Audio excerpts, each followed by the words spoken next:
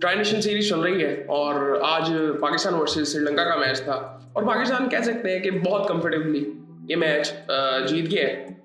खैर उसके बारे में बात करते हैं। पाकिस्तान पाकिस्तान ने तकरीबन जो रन चेस किए हैं वो 16वें ओवर में चेस किए। ये मुझे बात अच्छी लगी कि जल्दी से हमने चेस किए हैं। उसकी सबसे बड़ी वजह शायद फरहान थे। लेकिन श्रीलंका ने पहले बैटिंग की और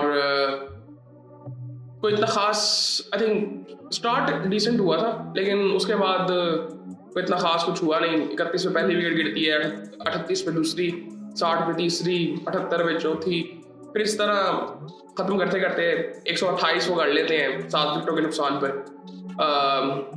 रन्स की अगर बात करें तो 41 रन लियानगे ने बनाए। अच्छी इनिंग थी बट इतनी कन्विंसिंग नहीं थी कि आप कहें कि श्रीलंका को एक अच्छा टोटल मतलब करवा दिया हो। ऐसा कुछ नहीं था। 25 रन बनाए कुशल पड़ेरा ने। आज वो नहीं खेल रहे थे राजापक्षे, आई थिंक खेलना चाहिए था उनको। उसके बाद 22 रन मिशारा ने बनाए, निशंका ने 17 रन बनाए थे, हसरंगा ने 11 रन बनाए। 128 इन्होंने कर लिया था। बॉलिंग की अगर बात करें तो पाकिस्तान की तरफ से मोहम्मद नवाज ने 3 आउट किए, जबरदस्त फॉर्म में है। 4 ओवरों में 16 रन, 3 आउट। एक आउट किया जी फहीम अशरफ, अबरार अहमद और सलमान मिर्जा ने। ओवरऑल सबने अच्छी बॉलिंग की है। अबरार का आखिरी ओवर थोड़ा सा बुरा गया था, लेकिन उसकी वजह से भी कोई इतने ज्यादा रन उसको पड़े नहीं है। 4 ओवरों में 28 रन उसको पड़े हैं। 3 ओवरों में 15 रन आई थिंक थे। सो ये सूरत हाल थी। फिर पाकिस्तान बैटिंग के लिए आता है तो पाकिस्तान की तरफ से शाहिद फरहान ने 80 रन बनाए 45 बॉलों में। तकरीबन 178 का स्ट्राइक रेट है उनका। 5 छक्के हैं, 4 चौके हैं। जबरदस्त शॉट्स थी। एक तो शॉट बड़ा जबरदस्त था, एक जो कवर ड्राइव मारी थी, और वो कवर ड्राइव उसने मारी, मुझे लगा कि बाबर आजम ने मारी। और बाबर आजम आज फिर आई थिंक कॉन्फिडेंस की कमी नजर आ रही थी जब वो स्पिन को खेल रहे थे। आई थिंक बाबर के साथ सिर्फ मसला, काफी लोग बातें करते हैं टेक्निकली, ये सारे मसले हैं।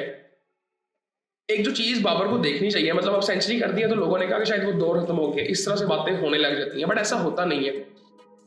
रियलिटी में प्रैक्टिकली इंसान चीजों को थोड़ा सा देखे तो चीजें तो उसी तरह से चल रही हैं। बाबर इसी तरह से रन कर रहा था, सिर्फ एक 100 किया उसने। अब वो वजह क्या, मैं आपको आज बताता हूँ। आज हुआ क्या कि जी, अब मेरे ख्याल से हसरंगा अपनी पीक पे नहीं है, लेकिन वो आजकल अच्छी बॉलिंग कर रहा है, वो विकेट्स ले रहा है, तो आप कह रहे हैं कि जी बहुत अच्छी बॉलिंग हो रही है। बट मुझे लगता है कि मैंने उसको जब पीक पे देखा था वो उस तरह से बॉलिंग नहीं कर रहा।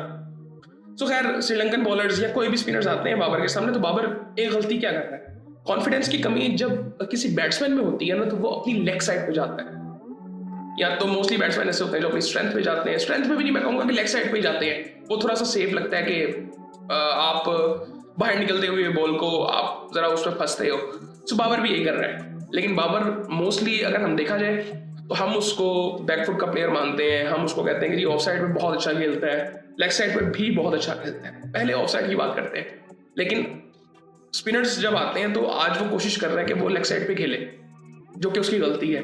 वो रूम जरा सा नहीं बना रहा। जो बॉल करे वो कंफ्यूज, एंड तक जब तक बॉल गिरता नहीं है वो कंफ्यूज होता है कि मैंने इसको खेलना कैसे है। जो कि मैं समझता हूँ, मतलब मैं ये नहीं कह रहा कि आप पहले डिसाइड करके बैठ जाओ कि मैंने इस बॉल को कहाँ मारना है, ऐसे नहीं। बट जहां का बॉल है वहां पे आप खेलो। जिस तरह बाबर ऑफ साइड पे बहुत अच्छा था, जिस तरह से बाबर आउट भी हुआ, वो फोर्सफुली उसने अपने आप को किया था कि यार मैच तो हम जीत गए, बट मैं अपना रन रेट थोड़ा सा बेहतर करूँ। तकरीबन उसका रन बॉल पे भी रन रेट नहीं जा रहा था, स्ट्राइक रेट इतना स्लो था उसका। सो खैर, फरहान ने तो 80 रन बनाए, साइम ने 20 रन बनाए थे। वो भी बड़ा जबरदस्त स्टंप था साइम वाला भी। 16 रन बनाए बाबर ने। इसको थोड़ा सा ये देखना है, मतलब ऑफ साइड पे जिस तरह से नॉर्मली खेलता है खेले। आपको वो अगर मैच याद हो, एक ऑस्ट्रेलिया के खिलाफ इसने एक बैकफुट पे ड्राइव किया था, नेथन लाइन का बॉल, बैकफुट पंच था, इतना जबरदस्त शॉट था। उस तरह से बाबर तो खेलता था स्पिन को। ये तो बात हो रही है ना कि स्पिन को अच्छा खेलता नहीं है, अब नहीं खेल रहा। ये नहीं कि खेलता ही नहीं था, वो कॉन्फिडेंस की कमी उसमें है जो कि स्पिनर्स के खिलाफ ज्यादा नजर आ रही है। वो कॉन्फिडेंस आई थिंक थोड़ा सा होगा ठीक, इसका तो सारा कुछ ठीक हो जाएगा। खैर, वो भी आउट हो गया। फिर आगा आया। अब आगा तो पूरी फॉर्म में है। अब वो जिस तरह से आउट हुआ, अब मेरे ख्याल से वो मुझे थोड़ा सा ना उसका फोकस लूज लगता है जब वो बैटिंग के लिए आता है। इस तरह से वो फोकस्ड होता है वनडे में या टेस्ट में। मुझे T20 में जब वो बैटिंग करने आता है तो वो ये चीजें थोड़ी सी उसमें नजर आती हैं। और खैर आगा को थोड़ा सा देखना है क्योंकि उसको रन करने पड़ेंगे। खाली कप्तानी की बेस पे वो टीम में नहीं रहेगा। अभी भी एक दो चेंजेस मुझे लगता है कि टीम की ज़रूरत है।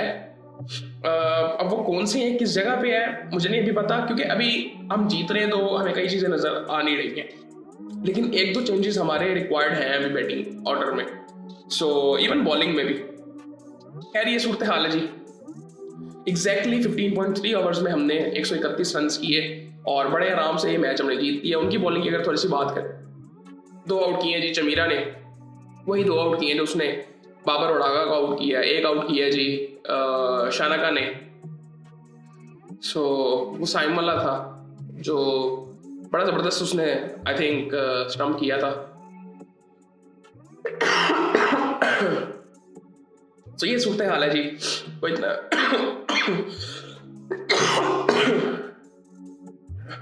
तो इतनी ज़्यादा बात करने के लिए है नहीं। एशेज का पहला मैच भी खत्म हो चुका है सिर्फ 2 दिन में। इंडिया का पहला मैच चल रहा है। श्रीलंका एक डिसेंट सिचुएशन में है। इंडिया के हाथ से भी आई थिंक अभी चीज़ें निकली नहीं है, लेकिन अभी देखना पड़ेगा कि कल इंडिया कैसा खेलता है। सो ये सूरत हाल है और बाकी फिर आपसे कल बात होगी।